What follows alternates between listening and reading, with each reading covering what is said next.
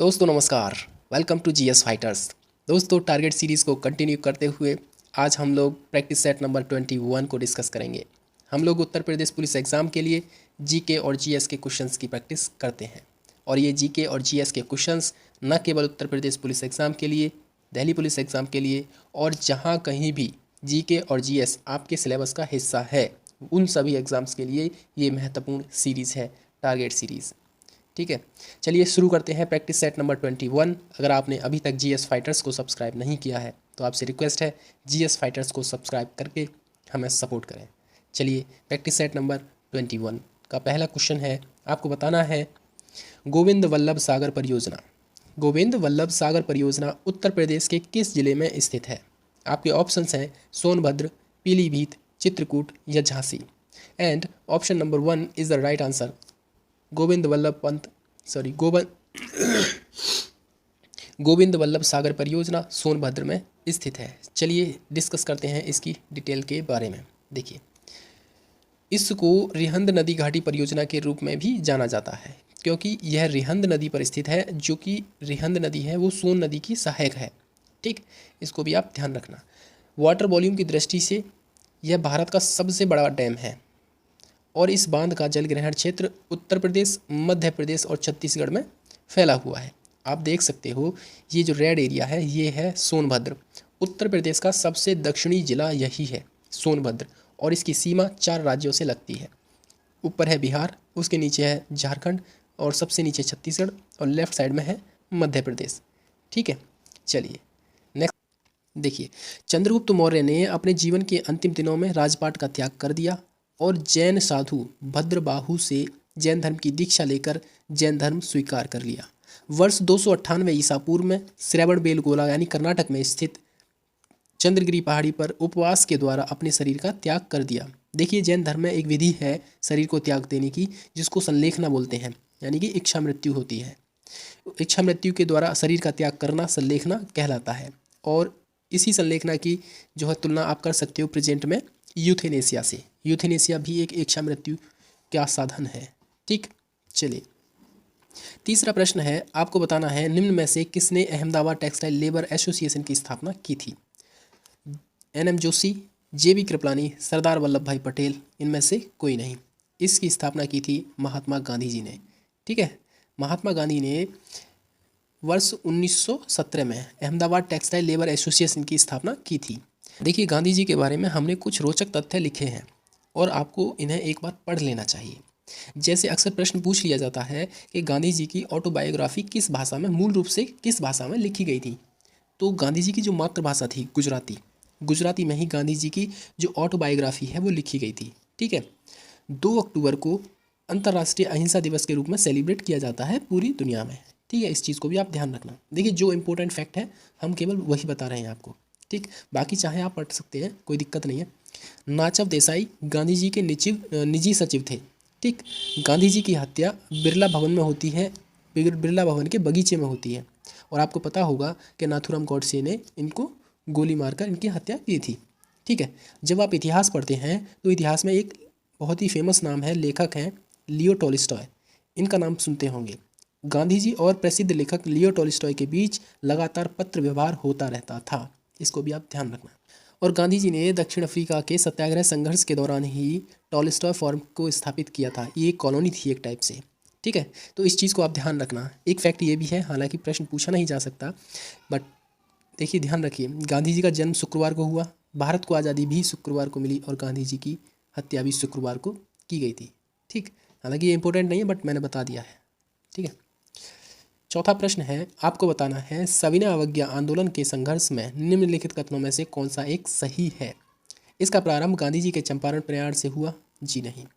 Gandhi Irwin समझौते के अधीन कांग्रेस सविनय अवज्ञा आंदोलन छोड़ने पर सहमत हो गई? यस, ये सही है।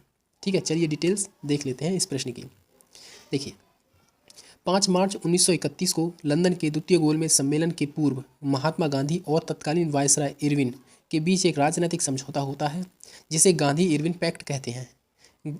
इसमें लॉर्ड इरविन ने स्वीकार किया कि हिंसा के आरोपियों को छोड़कर बाकी सभी राजनीतिक बंदियों को रिहा कर दिया जाएगा, भारतीयों को समुद्र किनारे नमक बनाने का अधिकार दिया जाएगा, और कांग्रेस की ओर से गांधी जी ने निम्न शर्तें स्वीकार कर ली और सविनय अवज्ञा आंदोलन स्थगित किए जाने का आश्वासन दिया। कांग्रेस द्वितीय गोलमेज में सम्मेलन में भाग लेंगी, कांग्रेस ब्रिटिश सामान का बहिष्कार नहीं करेगी, ऐसा भी स्वीकार किया गांधी इरविन पैक्ट के। ठीक है, चलिए 5वां प्रश्न है, आपको बताना है निम्न में से कौन सी झील भारत के पश्चिमी तट पर स्थित है? अष्टमुड़ी झील, पुलिकट झील, चिल्का झील या कोलेरू झील? देखिए इस प्रश्न का सही उत्तर है अष्टमुड़ी झील, और ये झील आपको पता होगा कि ये केरल में स्थित है। ठीक है, केरल में है ये अष्टमुड़ी झील, और बाकी की झीलें हमने इधर दे रखी है, आप उनको पढ़ लीजिए। इम्पोर्टेंट झील्स हैं ये, जैसे पेंगोंग सो मोरिरी, जैसे डल झील, बुलर झील, बैरीनाग झील, मानस झील। ठीक है, इनको आप पढ़ लेना, ये सभी इंपॉर्टेंट है। आप इसकी पीडीएफ निकलवा लीजिए, अन्यथा जो है, और पीडीएफ के लिए आपको टेलीग्राम चैनल ज्वाइन करना होगा। टेलीग्राम चैनल का लिंक इस वीडियो के डिस्क्रिप्शन में हमने दे दिया है। ठीक है, नागरिकता प्राप्त करने के लिए शर्तें निर्धारित करने का सक्षम निकाय कौन सा है? यानी आपको बताना है कि नागरिकता से संबंधित प्रोविजन कौन कर सकता है। चुनाव आयोग, राष्ट्रपति, संसद और विधानसभाएं दोनों। देखिए इस प्रश्न का सही उत्तर है ऑप्शन नंबर सी, केवल संसद ही नागरिकता से संबंधित विवादों को सुलझा सकती है। ठीक है, चलिए डिटेल में जान लेते हैं थोड़ी सी जानकारी। देखो अनुच्छेद संख्या 11 में यह स्पष्ट किया गया है कि संसद को नागरिकता संबंधी विधि बनाने की संपूर्ण शक्ति है। नागरिकता अधिनियम 1955 में नागरिकता के अर्जन और समाप्ति के बारे में विस्तार से उपबंध किया गया है। संविधान में एकल नागरिकता का जो प्रोविज़न है हमने ब्रिटेन के संविधान से लिया है। संविधान के भाग 2 में अनुच्छेद संख्या 5 से 11 तक नागरिकता से संबंधित प्रोविज़न किए गए हैं, इसको भी आप ध्यान रखना। संविधान के भाग 2 अनुच्छेद संख्या 5 से 11 तक, ठीक है, नागरिकता से संबंधित प्रोविज़न किया गया है। 7वां प्रश्न है, भारतीय संसद के दोनों सदनों की संयुक्त बैठक किस संबंध में होती है? देखिए टेस्ट सीरीज़ अगर पसंद आ रही है तो प्लीज़ चैनल को ज़रूर सब्सक्राइब कीजिए, बेल आइकन ज़रूर दबाइए। वीडियो अच्छा लग रहा है एक लाइक ज़रूर कीजिए। ठीक है, देखो संसद के दोनों सदनों की संयुक्त बैठक किस संबंध में होती है? संविधान संशोधन विधेयक, वित्त विधेयक, साधारण विधेयक, भारत के उपराष्ट्रपति का निर्वाचन। देखिए इस संबंध में नहीं होती है, ना ही इस संबंध में होती है, ये होती है साधारण विधेयक के संबंध में। संसद के संयुक्त बैठक जो होती है वो केवल साधारण विधेयक के संबंध में होती है, यानी option number C is the right answer of this question. ठीक है, चलिए देखिए भारतीय संसद के दोनों सदनों की संयुक्त बैठक साधारण विधेयक के संबंध में होती है, और संयुक्त बैठक का प्रोविज़न आर्टिकल नंबर 108 में किया गया है। इस अधिवेशन की अध्यक्षता करते हैं लोकसभा के अध्यक्ष। ठीक है, और संयुक्त बैठक को बुलाते हैं राष्ट्रपति जी। संसद के दोनों सदनों की संयुक्त बैठक, ठीक है, यानी कंबाइंड सेशन और समवर्ती सूची, इन दोनों ही प्रोविज़न को हमने ऑस्ट्रेलिया के संविधान से लिया है। संयुक्त बैठक का प्रावधान और समवर्ती सूची ये ऑस्ट्रेलिया के प्रावधान से हैं दोनों। ठीक है, देखिए नए संसद भवन का जो निर्माण हुआ है वो सेंट्रल विस्टा प्रोजेक्ट के तहत हुआ है, आपको पता होगा, और इसके जो वास्तुकार हैं वो हैं विमल पटेल, इसको भी आप ध्यान रखना। चलिए 8वां प्रश्न है, पूर्ति पक्ष अर्थशास्त्र अधिक जोर देता है उत्पादक के दृष्टिकोण पर, विश्व अर्थव्यवस्था के दृष्टिकोण पर, उपभोक्ता के दृष्टिकोण पर या बिचौलिए के दृष्टिकोण पर? वीडियो को यहीं पॉज कीजिए, पहले खुद से क्वेश्चन को अटेम्प्ट कीजिए, उसके बाद फिर हमारा एक्सप्लेनेशन सुन लीजिए। देखिए इस प्रश्न का सही उत्तर है उत्पादक के दृष्टिकोण पर। ठीक, चलिए डिटेल्स में जान लेते हैं, थोड़ी सी जानकारी है बस। देखो अर्थशास्त्र आपूर्ति या उत्पादक को अत्यधिक महत्व देता है, क्योंकि यह माना जाता है कि आर्थिक विकास की दर तभी बढ़ सकती है जब उत्पादन करने वालों पर न्यूनतम प्रतिबंध लगा हो। सब बात सही भी है, जो प्रोडक्शन कर रहा है उस पर अगर आप प्रतिबंध लगा दोगे तो आर्थिक विकास दर कैसे बढ़ेगी? क्योंकि जितना उत्पादन होगा उतनी वस्तुएं मार्केट में आएंगी। ठीक है, वस्तुओं और सेवाओं की पूर्ति बढ़ जाएगी। आयकर और पूंजीगत लाभ कर की दरों को भी कम रखना चाहिए। सरकारी हस्तक्षेप का दायरा भी कम करना चाहिए। यदि बाजार में वस्तुओं और सेवाओं के मूल्य आपूर्ति बढ़ने से गिरेंगे तो उपभोक्ताओं को ही लाभ होगा। आपने अक्सर देखा होगा कि मार्केट में जिस वस्तु की जो है मात्रा सबसे ज़्यादा होती है उसके दाम भी कम होते हैं। ठीक है, और रेयर वस्तु जो मिलती है, रेयर चीज़ जो मिलती है मार्केट में, उसके दाम आसमान छूते हैं। ठीक है, जैसे ठीक है। 9वां प्रश्न है, आपको बताना है गैलीलियो के गिरते वस्तु के नियम को और किस नाम से जाना जाता है?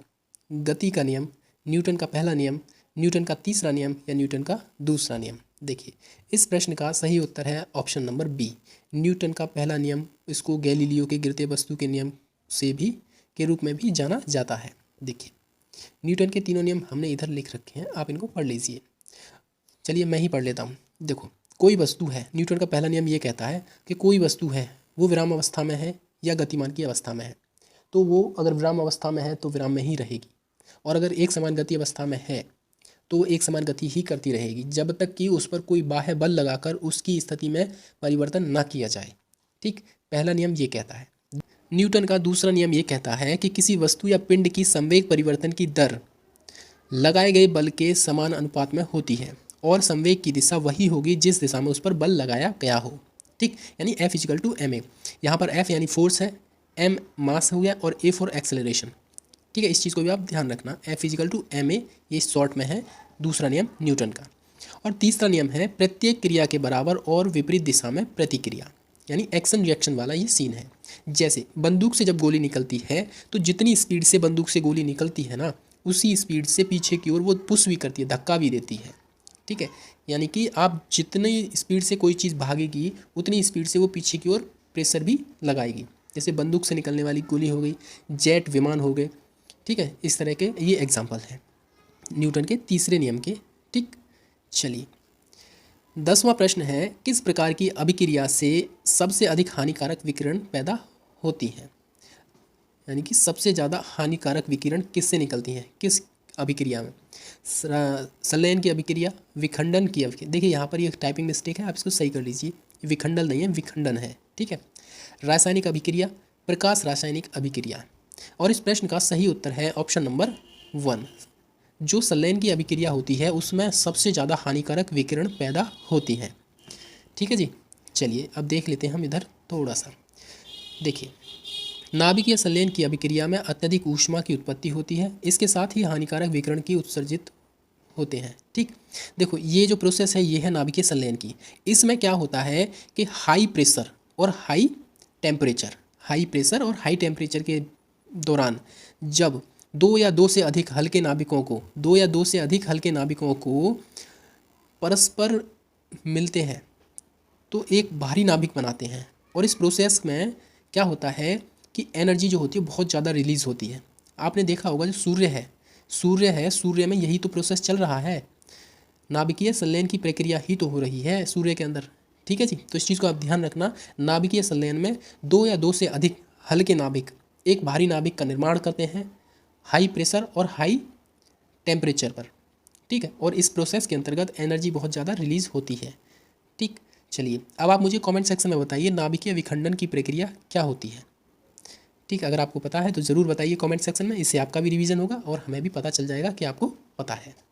ओके, चलिए 11वां प्रश्न है, जब रक्त में ऑक्सीजन की सांद्रता में कमी आती है तो श्वास की गति, जब ब्लड में ऑक्सीजन की कमी होगी तो सांस की गति बढ़ेगी या घटेगी? देखिए इस प्रश्न का सही उत्तर है ऑप्शन नंबर बी, श्वास की गति बढ़ जाएगी।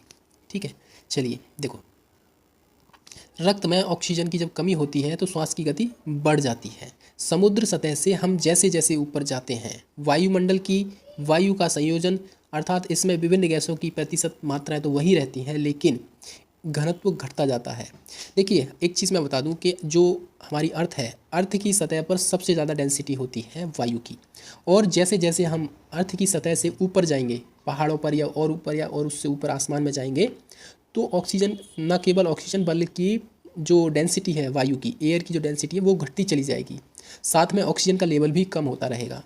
और जब ऑक्सीजन का लेवल कम होता रहेगा तो व्यक्ति को सांस जल्दी जल्दी लेनी पड़ेगी, जिससे क्या है श्वास की गति बढ़ जाएगी। और यहाँ पर एक चीज़ लिखी है हमने, हाइपोक्सिया, ये जो शब्द है हाइपोक्सिया, ये है जब व्यक्ति के ब्लड में यानी शरीर में ऑक्सीजन की कमी हो जाती है तो ऐसी कंडीशन को हाइपोक्सिया कहा जाता है और व्यक्ति की सांस फूलने लग जाती है।